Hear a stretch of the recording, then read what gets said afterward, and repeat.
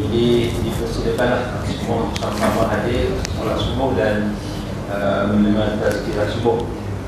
Dan seterusnya saya nak mengambil kesempatan di sini, saya berpihak diri saya dan juga Haji Ayub dan ayah baru kami menjemput tuan-tuan dan puan-puan sekeluarga ke rumah kami pada 19 bulan 9 ini untuk masa lulus anak kami. Dan untuk sebagai panduan, mohon hadir sebelum jam 1, sebab kita kalau boleh nak kurangkan jarak,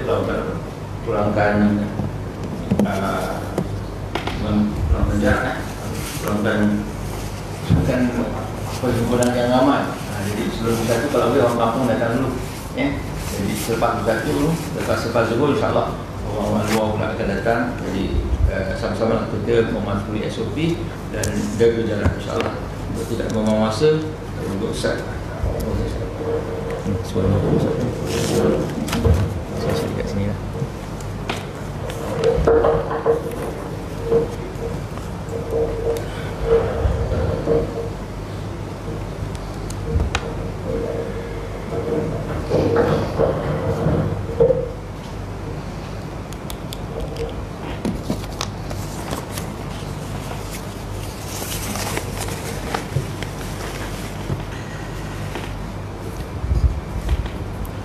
Assalamualaikum warahmatullahi wabarakatuh.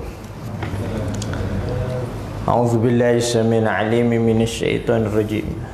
Bismillahirrahmanirrahim. Innal hamdalillah nahmaduhu wa nasta'inuhu wa nastahdihi wa nastaghfiruh. Wa na'udzu billahi min syururi anfusina wa min sayyiati a'malina. May yahdihillahu fala mudilla lahu wa may yudlil fala hadiya lahu. Wa asyhadu an la ilaha illallah wahdahu la syarika lah wa asyhadu anna Muhammadan abduhu wa rasuluh. Allahumma salli wa sallim ala nuril anwar wa sirril asrar wa tiryaqil aghyar wa miftahi babil yasar sayyidina wa maulana Muhammadin al-mukhtar wa alihi al-athhar wa ashabil akhyar adada ni'amillahi wa ifdalih. Allahumma salli ala sayyidina Muhammad wa ala alihi kama la nihayata li kamalika wa adadi kamalih. Allahumma salli ala sayyidina Muhammad adada ma fi ilmillah salatan daimatan bidawami mulkillah. Allahumma salli ala sayyidina Muhammad wa ala alihi wa sahbihi salatan analu bisirha hifdzal qur'ani wal amali bih wa rizquni min ilman munira wa sallim tasliman katsira bi rahmatika ya arhamar rahimin. Bismillah wa subhanallah alhamdulillah wa la ilaha illallah wallahu akbar wa la hawla wa la quwata illa billahil aliyil azim al-azizil alim adada kulli harfin kutiba wa yuktabu abadal abidin wa dahrad dahirin. Innal huda hudallah yahdi ya alim ya khabir ya mubin yahdi ihdina yahdi ihdina yahdi ihdina. Allahumma aftah alaina futuhal arifin faqahna fid din wa alimna at-ta'wil wa at-tathbit. Rabbi yasir wa la tu'asir karim. Rabbi tammim bi khair. Rabbi zidni ilma. Allahumma inni istawda'tuka ma 'allamtanihi fardudhu ilayya 'inda hajati wa la tunsini ya rabbal alamin. Rabbi shrah li sadri wa yassir li amri wahlul 'uqdatam min lisani yafqahu qawli. Subhanaka la ilma lana illa ma 'allamtana innaka antal alimul hakim. Amma ba'du.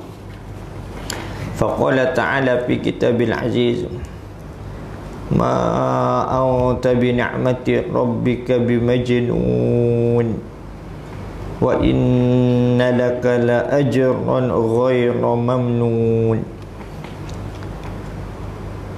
Firman Allah dalam surah Al-Qalam ayat 2 hingga 3. Tidaklah engkau wahai Muhammad dengan nikmat Tuhanmu menjadi seorang yang gila, dan sesungguhnya bagimu benar-benar ganjaran yang tidak terputus. Sadaqallahul azim. Hadirin hadirat muslimin muslimat, kita sambung lagi uraian seterusnya surah Al-Qalam pada ayat yang kedua. Ma anta bi ni'mati rabbika bimajnun.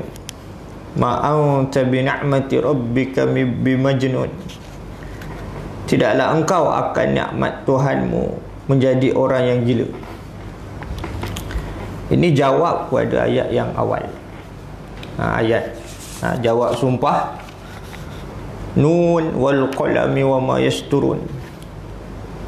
Huruf nun demi pena alat tulis dan apa yang mereka tulis. Ma anta bi ni'mati rabbika bimajnun. Jawab kepada sumpah, tidaklah engkau Muhammad akan nikmat Tuhanmu menjadi orang yang gila. Engkau tidak gila dengan sebab nikmat Tuhanmu. Al-Imam Ibn Katsir rahimahullah menjelaskan, qala al-muallif rahimahullah ta'ala wa nafa'na bihi wa bi'ulumil amin. Ini dalam tafsirnya menyebut ay lasta walillahil hamd bimajnun kama yaquluhu al-jahalah min qaumika al-mukazzibun bima ji'tahum bihi minal huda wal haqq al-mubin fanasabuka fihi ilal junun.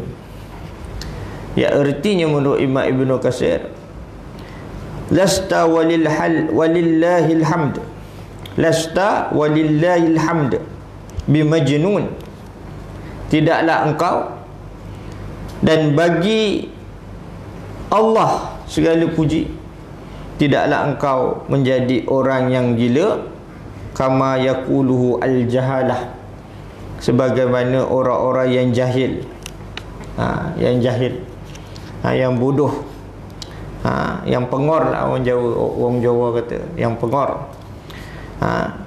yang jahil, min qaumika, dari kaummu, al-mukazzibun, orang-orang yang mendustakan engkau, bima ji'tahum bih, mendustakan dengan apa yang engkau bawa kepada mereka dengannya, minal huda wal haqqil mubin, dari petunjuk dan hak yang nyata, kebenaran yang nyata. Fanasabuka fihi ilal junun, lalu mereka mempertimbangkan engkau padanya kepada gila. Padahal dengan nikmat Allah, di mana baginda Muhammad SAW sekali-kali tidak gila, maka namun begitu mereka yang mendustakan, ini kaum kafir Quraisy, yang kufur ingkar, mendustakan. Ini dinyatakan di mana disebut dalam tafsir An-Nukatul Uyun yang dikarang oleh Al-Imam Al-Mawardi, menyatakan, ma anta bi ni'mati rabbika bimajnun, tidaklah engkau Muhammad sebagai orang yang gila, tidaklah engkau orang yang gila dengan sebab nikmat Tuhanmu. Kata Imam Al-Mawardi, kanal musyrikun, adalah orang-orang musyrik, kafir Quraisy, yaquluna lin nabi sallallahu alaihi wasallam, mereka mengatakan kepada Nabi sallallahu alaihi wasallam, annahu majnunun bihi syaitan, bahawasanya baginda sallallahu alaihi wasallam seorang yang gila,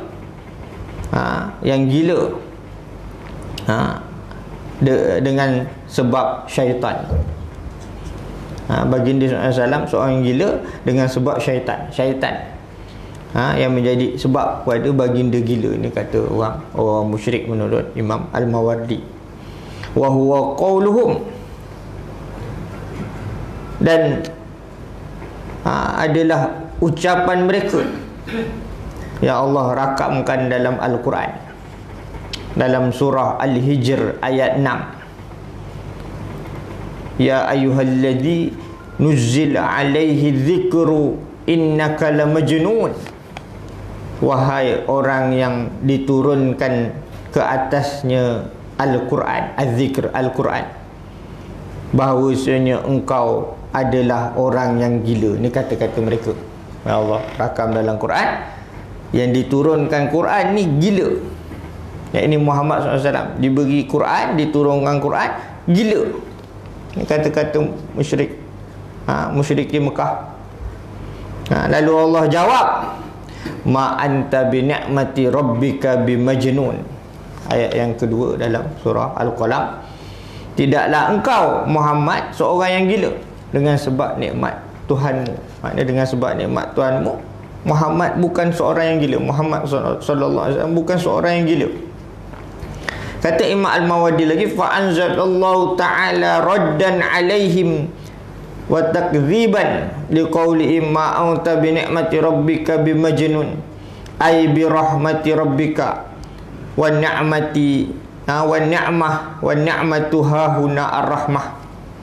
Allah Ta'ala menurunkan ayat ini, ma anta bi ni'mati rabbika bimajnun, sebagai menjawab terhadap tuduhan mereka dan untuk menolak ucapan mereka. Yang dimaksudkan nikmat Tuhanmu bi rahmati rabbik, dengan rahmat Tuhanmu, kasih sayang Tuhanmu. Wa ni'matu, nikmat hahuna di sini ar-rahmah. Yang dimaksudkan nikmat di sini menurut Imam Al-Mawardi adalah rahmah. Imam Al-Mawardi juga menyebut wa yahtamilu thaniyan anna ni'mataha huna qasam wa taqdiruhu ma anta wa ni'mati rabbika bimajnun li'anna al-waw wal ba' min hurufil qasam. Kebarangkalian maksud yang kedua. Yang pertama, Allah jawab dalam surah Al-Hijr. Allah Ta'ala jawab daripada ucapan mereka yang Allah rakamkan dalam surah Al-Hijr, yang menyatakan yang bawa Quran ini dianggap gila. Yang Muhammad ni yang bawa Quran dianggap gila. Dijawab, Muhammad tak gila. Dengan nikmat Tuhanmu, Muhammad tak gila. Dijawab dalam surah Al-Qalam. Dan nikmat itu adalah rahmat. Adapun yang kedua, kebarangkalian, maksudnya menurut Imam Al-Mawardi, anna ni'mataha huna qasam, bahawa nikmat di sini merupakan sumpah, kata sumpah, dan diertikan ma anta wa ni'mati rabbika bimajnun. Tidaklah engkau demi nikmat Tuhanmu, tidaklah engkau seorang yang gila. Nikmat, Allah bersumpah dengan nikmatnya, bahawasanya baginda SAW bukanlah seorang yang gila. Seolah-olah nak menyatakan binikmati, demi binikmati rabbika, demi nikmat Tuhanmu. Ba tu dengan maksud qasam, makna nikmat merupakan sumpah yang Allah Ta'ala bersumpah dengan nikmatnya, bahawasanya baginda sallallahu alaihi wasallam bukanlah seorang yang gila. Tapi maksud yang pertama, memberi erti dengan sebab Allah, dengan sebab nikmatnya yang merupakan rahmat baginda sallallahu alaihi wasallam, bukanlah seorang yang gila. Adapun Imam Al-Mawardi menukilkan wa ta'awwalau al-kalbi ala ghairi zahirih faqala ma'nahu ma anta bi ni'mati rabbika bi mukhfiqa. Al-Kalbi mentakwilkannya atas maksud yang tidak zahir, tidak nyata, yang tidak zahir. Ini maksud dari sudut maknawi, bukan mengambil maksud yang zahir. Ma anta bi ni'mati rabbika bi majnun, tidaklah engkau dengan nikmat Tuhanmu, tidaklah engkau seorang yang gila. Maka kata Al-Kalbi, faqala, katanya, maknahu ma anta bi ni'mati rabbika bi mukhfiqa, tidaklah engkau dengan nikmat Tuhanmu seorang yang gagal. Makna gila di sini dengan maksud baginda, apa yang dimaksudkan dengan tidak gila, dengan maksud baginda sallallahu alaihi wasallam sekali-kali tidak gagal. Tidak gagal dalam membawa risalah Allah Subhanahu wa taala. Di mana ayat ini juga Allah menyatakan dengan tegas kepada Nabi Muhammad sallallahu alaihi wasallam bahawa baginda tidak memerlukan suatu nikmat pun dari orang lain selain dari nikmat Allah. Ni maksudnya. Nikmat Allah, kesenangan yang Allah Ta'ala beri, artinya kebergantungan baginda Muhammad SAW mengatasi yang lain. Kebergantungan Allah, kebergantungan Nabi SAW kepada Allah mengatasi yang lain.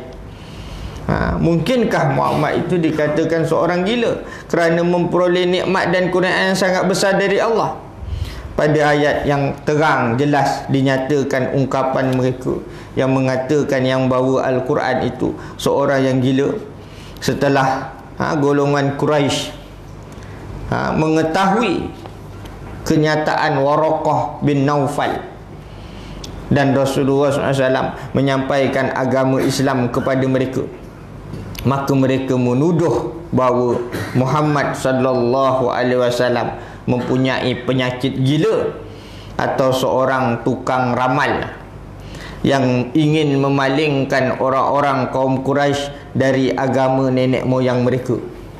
Allah jelas dalam surah Al-Baqarah, wa idza qila lahum ittabi'u ma anzalallah qalu bal nattabi'u ma alfayna alaihi aba'ana awalau kana aba'uhum la ya'qiluna syai'an wa la yahtadun. Dan apabila dikatakan kepada mereka, ikutlah apa yang Allah telah turunkan. Bila diajak kepada mereka yang musyrik ni, ikut apa yang Allah turunkan, wahyunya ikut. Mereka jawab, bahkan kami ikut nenek moyang kami. Yang kami ikut ni nenek moyang kami. Dan apakah kalau nenek moyang mereka tak mengerti, tak mendapat petunjuk, nak ikut juga? Nak ikut juga ke nenek moyang mereka? Ada adat-adat, kepercayaan-kepercayaan yang karut marut, maka sama sekali tak boleh nak diikut. Apatah lagi kepercayaan-kepercayaan yang melibatkan syirik dengan Allah Ta'ala. Yang nak diikut ni wahyu Allah. Ini dia. Dalam pada masa yang sama tak nafi ada adat-adat yang tak menyalahi syarak, yang tak menyalahi syarak. Bahkan diislamkan. Ada adat-adat yang baik Islam terima. Islam terima ni dijadikan, kita panggil islamisasi. Antara contoh islamisasi hari ni, contoh asal pakaian orang Arab, jubah. Orang kata pakaian orang Arab. Nabi pakai pakaian ini, jadi sunnah. Jangan kata bukan sunnah. Jubah, serban, sunnah lah. Jadi sunnah. Walau itu pakaian orang Arab, iyalah. Tapi apa yang Nabi buat, walaupun Nabi bawa saja adat yang lama menjadi adat Islam, maka dikira sunnah. Pakaian sunnah. Selain daripada yang kita faham, pakaian mesti tutup aurat. Tutup aurat. Termasuk hari ni orang Melayu kita, pakaian kebangsaan kita baju Melayu lah, bersamping baju Melayu. Tak salah dengan syarak sebab tutup aurat. Jadi adat ni boleh kita bawalah pakai. Kalau orang luar tengok apa ni, ada kain kat luar, samping ada, kita pakai samping. Di sisi kita cantik, mulia. Ini dia, kita kena faham. Ada adat-adat yang tak menyalahi syarak. Bukan semua benda yang Nabi tak buat secara mujarrad semata-mata itu kita mengatakan itu adalah bid'ah. Kan orang suka sebut bid'ah. Bid'ah. Kalau istilah bid'ah, ya, kalau kita sebut, Imam Syatibi menyatakan apa saja bid'ah tu haram. Bid'ah tu sesat berdasarkan hadis, kan. Setiap bid'ah sesat masuk neraka, gitulah. Bid'ah sesat masuk neraka. Itu dari sudut lafaz. Namun mereka menyatakan perkara sunnah yang dibenarkan. Maka sunnah dibagi dua. Satu sunnah disebut sunnah mujarrad, satu lagi disebut sunnah ghair mujarrad.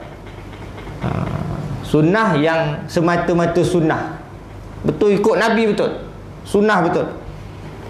Baca bismillah apa ya, sunnah betul lah. Makan dengan tangan kanan, sunnah. Mulakan sesuatu dengan tangan kanan, itu yang sunnah mujarrad. Ada di situ sunnah ghair mujarrad, dikira sunnah juga, maknanya tidak bersalahan dengan sunnah yang baik. Macam contoh zikir, disebut umum suruh berzikir. Yang dikhilaf ulama, zikir beramai-ramai, tak beramai-ramai. Tapi zikir itu merupakan sunnah yang umum. Perbuatan zikir dilakukan macam-macam cara itu kadang-kadang berlakunya sunnah ghair mujarrad, tidak semata-mata sunnah, tetapi dikira sunnah kerana apa? Kerana tidak menyalahi syarak. Jadi di sisi ulama kita mazhab Syafi'i dipanggil bid'ah hasanah. Dipanggil bid'ah hasanah. Bid'ah hasanah ni apa yang Nabi tak buat tapi kita buat, kita lakukan itu tidak bersalahan dengan sunnah. Dan perkara yang kita lakukan tidak bersalahan dengan sunnah, baik untuk Islam, ini dipanggil juga disebut sunnah ghair mujarrad. Walau Nabi tak buat tapi perkara baik, antaranya biasa, ini kalau ini SOP tak boleh lah, tapi biasa kita lepas solat wirid baca doa, imam baca memimpin atas sebab memimpin masyarakat. Kita belajar, ilahnya sebab belajarlah, mengajar masyarakat, mendidik masyarakat. Imam tu dengan bacaan jahar kuat, kemudian bersalaman sambil berselawat. Memang kita nak cari semata-mata betul ke Nabi ni lepas sembahyang salam kemudian berselawat, ada tak? Salam itu sunnah, berjabat tangan ni hukumnya sunnah, sunnah mujarrad jabat tangan. Kemudian selawat pula sunnah mujarrad, selawat. Cuma caranya tu yang ghair mujarrad. Caranya ghair mujarrad. Tapi baik tak? Baik. Ini dipanggil bid'ah hasanah. Nak bercara bab bid'ah panjanglah. Ada bid'ah tarkiyah. Mas Al-Bana sebut ada bid'ah tarkiyah, ada bid'ah ilzamiyah, ada bid'ah idafiyah. Ini nak syarah tak cukup masa. Kalau datang rumah bawa kambing bakar agaknya macam tu lah. Jadi ada adat yang tak jadi kesalahan. Namun yang salah, ada amalan yang salah, walaupun mereka kaum kafir Quraisy, orang Arab, semenanjung Arab ni ada lagi mengikut saki baki ajaran baginda Nabi Ibrahim dan Nabi Ismail alaihissalam, seperti bertawaf di Kaabah. Yang jadi sesat bertawaf dalam keadaan tak pakai apa. Pergi macam kita pergi masjid tak pakai apa, jadi apa?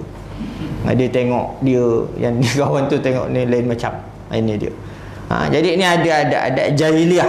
Kalau tawaf tu ada ajaran saki baki baginda Nabi Ibrahim, Nabi Ismail alaihissalam. Oleh kerana mereka memerintahkan kepada kaumnya agar jangan sekali-kali mendengarkan ucapan Muhammad SAW. Ini yang jadi masalah ni, pemimpin-pemimpin, pembesar-pembesar, pemuka-pemuka besar bagi Mekah. Dia kalau orang awam ni dia ikut pemimpin dia. Ni pemimpin dia tak nak ikut. Cuba arah supaya jangan ikut ucapan Muhammad dan jangan mempercayai bahawa yang diterimanya benar-benar agama Allah. Mungkinkah seorang manusia, seorang gila atau seorang tukang ramal dipercayai Allah menyampaikan agamanya? Dengan sikap orang-orang Quraisy itu, turunlah ayat ini untuk menguatkan risalah Muhammad SAW, menguatkan hati baginda, tasliyah, menghiburkan hati baginda, dan mengingatkan kurniaan yang telah dilimpahkan kepadanya. Allah isyaratkan bahawa agama yang benar dan berasal darinya ialah agama yang mendorong manusia mencari dan menuntut ilmunya yang luas, kemudian memanfaatkan ilmu itu untuk kepentingan manusia dan kemanusiaan. Ini kelebihan ajaran Islam.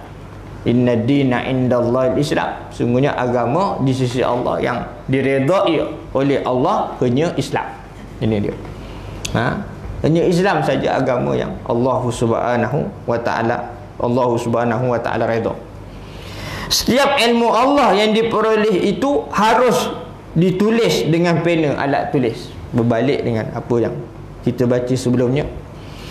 Agar ilmu dapat dipelajari, dapat dibaca orang lain, sehingga ilmu itu boleh berkembang. Dengan ilmu itu juga manusia akan dapat mencapai kemajuan. Oleh kerana itu, belajar membaca dan menulis dengan alat tulis adalah pangkal kemajuan suatu umat. Apabila manusia ingin maju, maka galakkan belajar, galakkan menulis dan membaca. Dengan ayat ini juga hati Rasulullah SAW bertambah mantap, bertambah tenang, kuat melaksanakan tugasnya menyampaikan risalah agama Allah Subhanahu wa taala. Baginda mempunyai hujah yang kuat dalam menghadapi sikap orang-orang kafir Quraisy. Hujahnya Al-Quran, disebut dalam riwayat At-Tirmidzi, wal Quranu hujjah laka au alaika. Al-Quran itu hujah untukmu dan ataupun juga musuhmu. Hujah bagimu, hujah untuk melawan musuhmu, hujah kepada orang lain. Allah jawab tuduhan orang-orang Quraisy itu dengan menyuruh mereka mempelajari kembali sejarah hidup Nabi Muhammad SAW yang besar dan tumbuh di hadapan mata kepala mereka sendiri. Bukankah sebelum baginda diutus menjadi Rasul, orang-orang yang mengatakan baginda seorang yang gila itu dulunya menghormati, dulunya menjadikannya sebagai orang yang sangat dipercayai, sampai disebut Al-Amin. Apakah mereka tidak ingat lagi bahawa di antara mereka pernah terjadi perselisihan tentang siapa yang berhak mengangkat Hajarul Aswad dan meletakkan pada tempatnya semula? Bila satu masa Kaabah runtuh, banjir besar sebagainya, runtuh, lalu mereka dirikan Kaabah. Kaabah ni dah didirikan, ada peringkat-peringkat, didirikan. Asasnya, itulah asasnya Maqam Ibrahim, asasnya begitu, tempatnya. Orang tuju situ. Kita bukan sembah Kaabah, tapi Allah Ta'ala perintah kita menghadap Allah dengan menghadap Kaabah. Jadi kita menyembah Tuhan Kaabah. Ini dia. Kalau anda kata Kaabah tu kena curi, bawa kat Amerika sana, bawa kat White House, orang Islam tetap menghala tempat itu situ juga. Ini kita kena faham, itu simbol Kaabah. Jadi simbol umat Islam, kesatuan umat Islam. Pernah didirikan semula. Lalu bila nak letak Hajarul Aswad, bergaduh masing-masing. Hajarul Aswad ni satu batu yang mulia. Bergaduh siapa, berselisih siapa nak letak. Akhirnya kebijaksanaan Muhammad SAW, panggil rasa Muhammad anak muda yang bijak, yang mulia, dihormati. Kalau buat suatu keputusannya boleh diterima. Baginda SAW lalu membentangkan serban Nabi ni, besar ke tak wallahu a'lam, dibentangkan, diletak Hajarul Aswad. Lalu diminta semua ketua-ketua kabilah-kabilah ni angkat Hajarul Aswad. Baginda turut sama angkat. Jadi selesai masalah. Ini seorang yang dinamakan Muhammad sallallahu alaihi wasallam. Peristiwa itu hampir menimbulkan pertumpahan darah dan tidak seorang pun yang dapat mendamaikannya. Lalu mereka minta kepada Muhammad untuk bersedia menjadi jurudamai di antara mereka. Mereka menerima keputusan yang ditetapkan Muhammad ke atas mereka. dan mereka menganggap bahawa keputusan yang diberikannya itu adalah keputusan yang paling adil. Mungkinkah seorang yang semula jadi dengan kebaikan, dianugerahi oleh Allah kejujuran, kehalusan budi pekerti, selalu menolong dan membantu siapa saja memerlukan, dan menjadi contoh dan tauladan bagi orang Quraisy, tiba-tiba menjadi gila kerana ia melaksanakan perintah Tuhan semesta alam, iaitu menyampaikan agama Allah dan berhijrah ke Madinah. Jika diperhatikan ayat ini, ada suatu tauladan yang harus ditiru oleh kaum muslimin, iaitu walaupun orang-orang Quraisy telah bersikap kasar dan menyakiti hati dan tubuh jasad suci baginda Muhammad SAW, namun Rasulullah SAW membantah tuduhan-tuduhan mereka dengan cara yang baik dan mendidik. Baginda menyuruh mereka menggunakan akal fikiran yang benar dan menggunakan norma-norma norma-norma cara yang baik, kebiasaan yang baik. Ini cara Muhammad SAW, sebagaimana firman-Nya dalam surah Al-Baqarah, kama arsalna fikum rasulan minkum yatlu alaikum ayatina wa yuzakkikum wa yuallimukumul kitab wal hikmah wa yuallimukum ma lam takunu ta'lamun.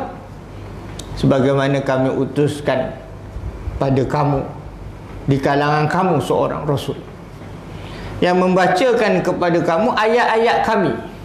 Baca Quran, Nabi baca Quran, yang menyuci bersihkan hati kamu dari kekufuran, syakwa sangka, sifat munafik, macam-macam. Dan Rasul ini mengajarkan kepada kamu kitab Al-Quran, hukum ahkam peraturannya, dan juga hikmah sunnah baginda Muhammad SAW.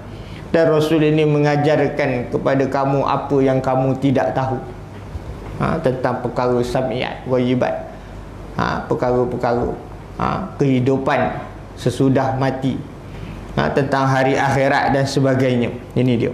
Ini sikap utusan Allah Muhammad sallallahu alaihi wasallam, yang menyambung perjuangan sebagaimana nabi-nabi, rasul-rasul yang terdahulu. Seterusnya Imam Ibnu Katsir menyebut berdasarkan firman-Nya, wa inna laka la ajran ghayra mamnun, dan bahawasanya bagimu sesungguhnya ganjaran yang tidak terputus.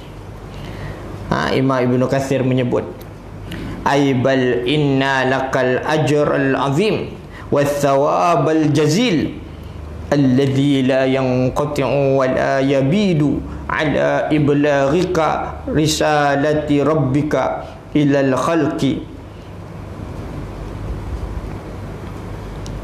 wa sabrika ala adahum. Wa makna ghaira mamnun ay ghaira maqtu' kaqaulihi ata'an ghaira majzuz, yakni surah Hud, fala ajr ghaira mamnun ay ghair maqtu' anhum, wa qala Mujahid ghair mamnun ay ghair mahsub wa huwa yarji'u ila ma qulnahu.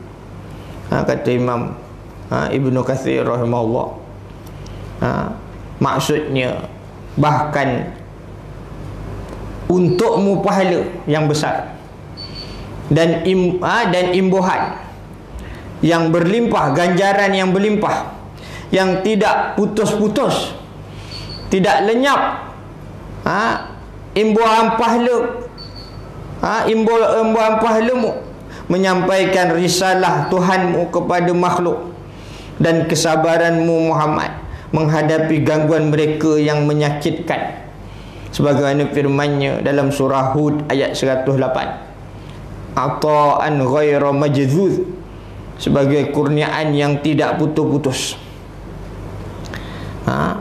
Dalam firman-Nya yang lain dalam surah At-Tin ayat 6, falahum ajrun ghairu mamnun, maka bagi mereka pahala yang tidak putus-putus. Di mana dijelas kepada kita, Imam Al-Mawardi menyebut wa innalaka la ajran ghairu mamnun, bahawasanya bagimu sesungguhnya ganjaran yang tidak terputus. Fihi arba'a aujah, kata Imam Al-Mawardi, ada 4 makna. Ahaduha ghairu mahsub, qalahu Mujahid. Yang pertamanya tidak dihisap. Imam Mujahid mengatakan, Imam Al-Mawardi menukilkan kata Imam Mujahid, tidak dihisap. Tidak dihisap. Ni golongan Nabi-Nabi dan Rasul, bahasanya confirm masuk syurga lah, tidak dihisap.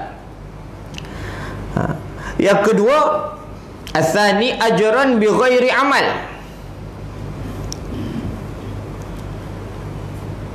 Qalahu ad-dhahak, kata ad-dhahak, bahawasanya bagimu sesungguhnya ganjaran yang tidak terputus, tidak terputus, ini ganjaran bi ghairi amal, dengan tanpa amal, diberi pahala dengan tanpa beramal. Yang nak memberi maksud, baginda Muhammad SAW, sebagaimana Nabi-Nabi dan Rasul-Rasul alaihi wassalatu wassalam, semuanya golongan maksum yang terpelihara dosa kecil maupun dosa besar, terpelihara dosa terdahulu dan terkemudian. Dihampunkan dosa. Tak payah amal pun, kalau tak beramal pun, tapi memang beramal lah. Kalau tak beramal pun confirm syurga. Ini dia. Ini dijelas juga kepada kita dalam riwayat Imam Ahmad. An Aisyah qalat kana Rasulullah sallallahu alaihi wasallam idza shalla qama hatta tatafattara rijlahu. Qalat Aisyah, ya Rasulullah sallallahu alaihi wasallam, atasna'u hadza wa qad ghufira laka ma taqaddama min dhanbika wa ma ta'akhkhar. Faqala ya Aisyah, afala akunu abdan syakura. Rawahu Ahmad. Dari Aisyah katanya, adalah Rasulullah sallallahu alaihi wasallam apabila solat, mendirikan qiyam malam sehingga bengkak-bengkak kedua kakinya. Lalu Aisyah mengatakan, ya Rasulullah, ini bertanya, ya Rasulullah sallallahu alaihi wasallam, atasna'u hadza wa qad ghufira laka ma taqaddama min dhanbika wa ma ta'akhkhar. Wahai Rasulullah sallallahu alaihi wasallam, apakah engkau melakukan ini? Ibadat sampai bengkak kaki, solat sampai bengkak kaki. Sesungguhnya diampunkan bagimu apa yang terdahulu dan terkemudian dari dosamu. Dosa terdahulu terkemudian diampunkan. Apa sampai ibadat sampai bengkak-bengkak kaki, seksa diri. Nabi dan Rasul maksum. Dosa dulu, kini, selamanya maksum, terhapus. Ini martabat tinggilah. Martabat kedua, aulia, wali-wali Allah, para ulama. Martabat apa? Martabatnya tidak melakukan dosa-dosa besar dan sentiasa bertobat atas kesalahan-kesalahan dan dosa-dosa yang tak disedari. Ini ulama-ulama. Sebab tu ulama disebut golongan mahfuz, hafizahullah, kan, hafizahumullah. Nabi ni, Rasul-Rasul, golongan yang maksum. Maksum ni terpelihara, mahfuz terpelihara juga. Tapi mahfuz terpelihara, alim ulama ini, mereka tak terlepas dari melakukan kesalahan, dosa-dosa kecil yang tak disedari, sentiasa bertaubat kepada Allah. Ini dia. Ini kita kena faham. Kenapa buat siapa macam ni? Sedangkan dosamu terdahulu, kemudian diampunkan. Lalu jawab baginda Muhammad SAW, ya Aisyah, afala akunu abdan syakura. Wahai Aisyah, mengapa tidak aku menjadi hamba yang bersyukur? Mengapa tidak aku menjadi hamba yang bersyukur? Ini dia, sifat Muhammad SAW melakukan atas dasar rasa syukur. Jadi kita beramal Atas dasar rasa syukur kita solat, kita puasa, kita zakat, haji, beramal sebagainya. Yang seterusnya, az-zalis ghair mamnun alaika minal adza, qalahu Al-Hasan. Kata Al-Hasan Al-Basri, tidak terputus terhadapmu, tak terputus terhadapmu dari menerima gangguan, kekacauan, menerima kesakitan daripada orang ramai, musuh-musuh kaum musyrikin. Selagi diberi gangguan-gangguan itu, ada pahala. Ada ulama yang difitnah. Fitnah, orang fitnah kata macam-macam. Diberi pahala orang fitnah kita ni, Allah beri kita pahala. Diuji, diganggu, diberi pahala, tapi tetap menyampaikan. Ini berdasarkan sabda baginda SAW dalam riwayat Imam Ahmad dan Ibnu Majah. Al-mu'minul ladzi yukhalitun nas wa yasbiru ala adahum a'zamu ajran minal mu'minil ladzi la yukhalitun nas wa la yasbiru ala adahum. Orang yang beriman, yang bergaul dengan orang, duduk dekat depan masyarakatnya, bersabar di atas kekacauan mereka, gangguan mereka, disakiti hati, bersabar, duduk bersama masyarakat, bersabar. Lebih besar pahalanya berbanding orang yang beriman yang tak bercampur dengan orang, tak bersabar terhadap kekacauan, gangguan, kesakitan hati dari mereka. Ini dia, ini kelebihan duduk dengan di tengah masyarakat. Dan sudah tentu kita sedia maklum bahawasanya orang yang dia baik kita panggil soleh. Orang yang soleh ni orang suka. Orang baik, dia solat, dia tolong orang, bantu orang, orang memang sukalah. Soleh, orang yang soleh. Tapi bila musleh, orang itu musleh, dia kalau soleh dia baik diri dia. Tapi kalau musleh, bukan sekadar baik diri dia, dia juga nak baikkan orang. Bila musleh nak baikkan orang, orang tak suka. Ini kena faham. Kalau kita ni soleh, baik, kita tak kacau orang, memang orang suka, sayang. Tapi baginda Muhammad SAW bukan sekadar soleh, tapi musleh, betulkan orang, repair orang, betulkan orang ni. Orang macam-macam. Ni ada dengan cara Nabi SAW memberi kabar berita gembira yang menyukakan tentang syurga, ganjaran pahala, orang sukalah. Ada masa sifatnya nazira, kan, dalam firman surah Al-Ahzab, ya ayyuhan nabi inna arsalnaka syahidan wa mubasyiran wa nazira wa da'iyan ila Allah biiznih wa sirajan munira. Wahai nabi, sesungguhnya kami utuskan engkau sebagai saksi dan pembawa berita gembira dan pemberi peringatan, ancaman, amaran. Ini orang tak suka ni, tentang neraka, tentang dosa, betulkan orang ni, orang tak suka. Ini dia. Dan mengajak kepada agama Allah menjadi pelita yang terang benderang. Bila dakwah awal secara sembunyi-sembunyi, orang terkenal dengan Al-Amin, orang sayang, suka. Tapi bila diperintah dakwah secara terang-terangan, bukan sembunyi-sembunyi lagi. Dan satu riwayat Al-Bukhari yang diriwayatkan dari Ibn Abbas radhiyallahu anhuma, katanya baginda sallallahu alaihi wasallam naik ke Bukit Sofa satu hari. Naik ke Bukit Sofa, lalu memanggil, ya Sabah, fajtama'at ilaihi Quraisy.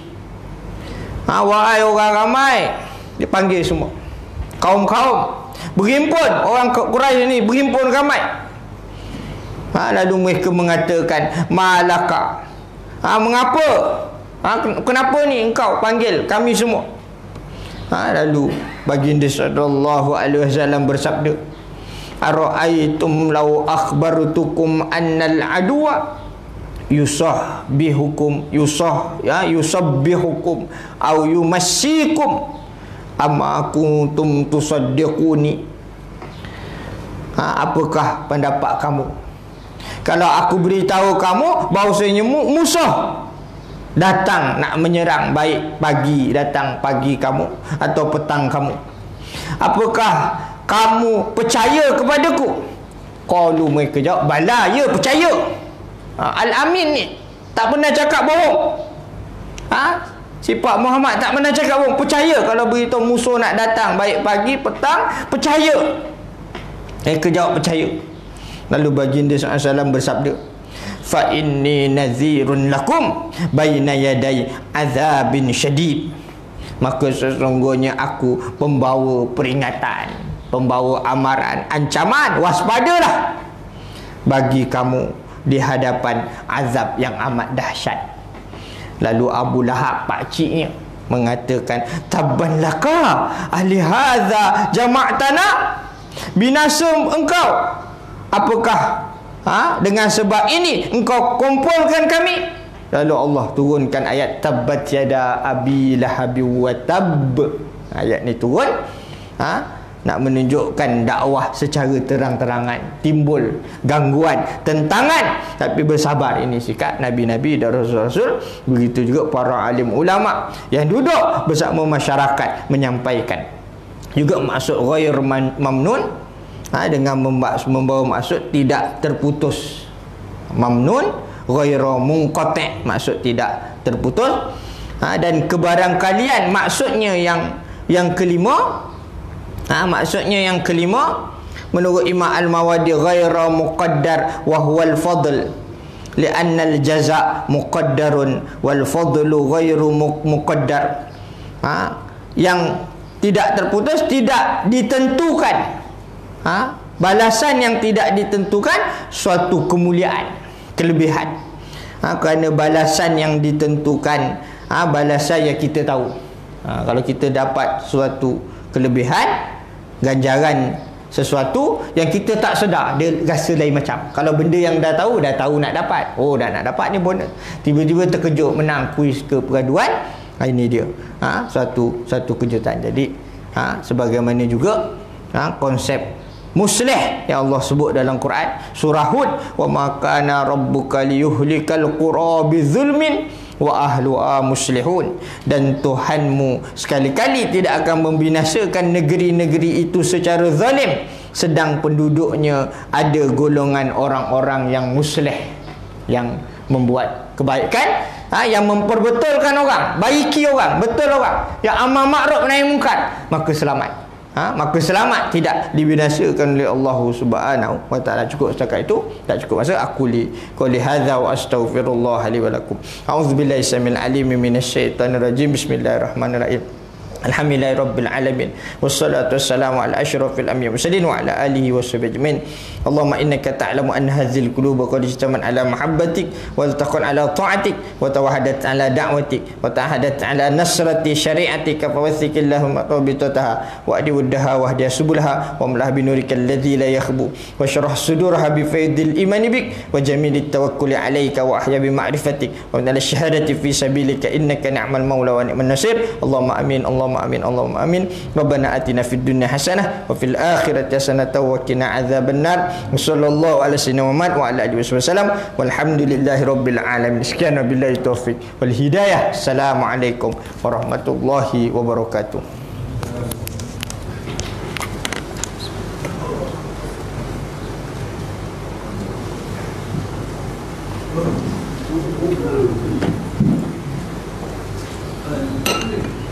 Sambung